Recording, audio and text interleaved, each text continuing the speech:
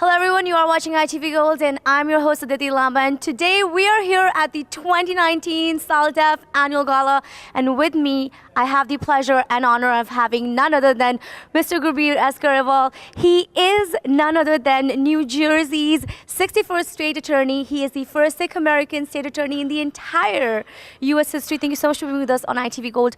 What a great moment to be here, you know, celebrating Sikh Americans, and that is coming after such a huge honor you sort of brought towards the Sikh American population. You know, post starting in the office and getting so much love and recognition from the state of New Jersey, be it, you know, Governor Murphy to, you know, everyone that worked in your support on the local and state level, what do you have to say now, 1 year in the game? Well, I have to say thank you to everyone who supported me. I have to say thank you to the governor for this incredible opportunity. I'm as humbled as I was on the day I started today, and it's an extraordinary opportunity. I walked into an office of 7,700 people without really just much experience running an office this big. I was embraced by everybody in that office.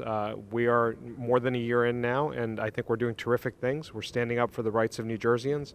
We're fighting the opioid epidemic. We're fighting gun violence, and we're promoting good police-community relations. So those are our 4 priority areas, and I think we've done great work so far, and we will continue to do so as well. You know, you just mentioned police activity, and I have to say I happened to take a look at your Twitter, and you recently posted about an event that New Jersey would be hosting, which is to honor the victims of hate crimes. I think it's a great event, and you said, you know, it's time that we start looking at what had happened and how we build a supportive community. Now, SALDEF also has a huge part in working towards these victims of hate crimes, and they have done massive work in that. What is your take on this? And, you know, why support such causes? And what is your take on the entire issue? So my role is to be the chief law enforcement officer for the state. Right. So I have authority over all 30,000+ law enforcement officers in New Jersey. I oversee the state police. A big part of what we do is keeping New Jersey safe.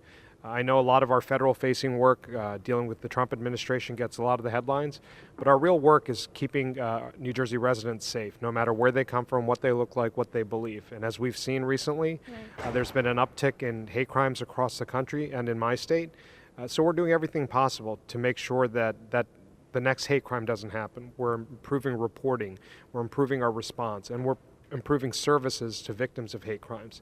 And the role that SALDEF and other groups like this play is to educate the Sikh community in this case on how to interface with law enforcement, and to educate law enforcement about how to interface with the Sikh community.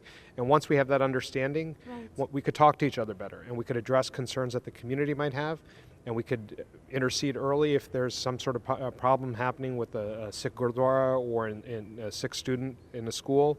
It's all about the communication and understanding, and that's why the Crime Victims Crime Victims Week event that we're doing next week is important, to bring support services, stakeholders like SALDEF together with victims, and to let people know that there are people out there who want to keep them safe and work with them.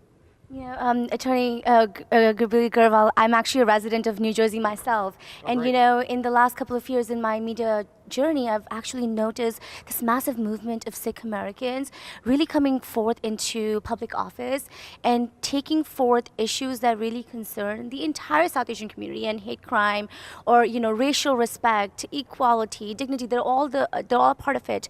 What are your hopes now from the community? How do you think we should all sort of mobilize as, you know, New Jersey residents? There's so many of us. We actually make up a huge portion of the community. What do you think is the responsibility of the resident, of the South Asian resident of New Jersey now? So I think the South Asian experience, like most immigrant experience, has been that the first generation comes, you know, our parents come and they want us to have better economic opportunities, better educational opportunities, better opportunities than they had in India when they, you know, that's the primary reason that they left. And I think once you've established those roots and you have that underpinning under you, I think then my generation and the generations to follow can get engaged and give back. Because I think that's part of the American experience. That's part of pursuing the American dream, that you come here for these opportunities, but you also have an obligation to give back. And I think what we see across the community is that our older generation is now accepting that. It's okay to be a prosecutor. It's okay to be a cop. It's okay to be a fireman. We've gotten away from the doctors, engineers, lawyers. And when we get involved in these frontline positions, then you fully sort of become part and parcel of the fabric of this country. And I think it's just so important because when law enforcement reflects the community, when these positions reflect the community, they can better serve the communities, and the communities can trust those institutions as well. So I think it's fantastic. I might be the first. Hopefully I won't be the last. Yes. I have to ask you, what's your one key advice you would give to these South Asian youth? People like me that are suddenly, just involved everywhere. We're observing so many things, and we happen to be in this era where we see personalities like you, come up to political power and make changes, like very visible changes, in perception and image correction, however you want to put it. What do you think is perhaps lacking, or an advice you'd like to give us? I think my main advice to everybody would be to have the confidence to know that you can do anything. Look at me. I was able to achieve this position, maintaining my identity, maintaining my cultural heritage, maintaining my religious heritage, that anything is possible for you if you're ready to work hard. And I think that's really the key. And that's all I've done. I've never, in my entire career, never sought out the next job. I've always tried to do as well as I can in the positions that I've held. And people have noticed, and that's sort of opened doors for me, and hopefully my success opens doors for others. We would like for you to give us some insight into perhaps some of, the agenda or key aspects of your administration right now that you're looking at for this year. What are certain things that you perhaps are focused on, and perhaps, our South Asian viewers could, join you in your fight towards issues, in your campaigns. We would love to see how you would like for us to be involved with your voice as well. So, as I mentioned earlier, we have 4 key priority areas. One is expanding our affirmative litigation capacity, and that means really just going to court to stand up for the rights of New Jerseyans. This year we're focusing on environmental protection and environmental justice cases. We brought a lot of natural resource damage cases to hold polluters accountable for the toxic legacies they left in New Jersey. We're focusing also, the second priority area is gun violence, to reduce gun violence. The third is to fight the opioid epidemic. And the fourth is police-community relations, to really bridge gaps and bridge divides where they might have existed. So my message to the South Asian community where they can help is in that fourth category of improving police-community relations.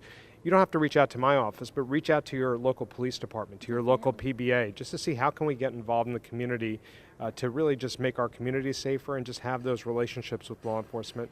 And like you mentioned earlier, get involved in public service. Start somewhere. Start small, vote, become engaged, because that's part of being part of this democracy.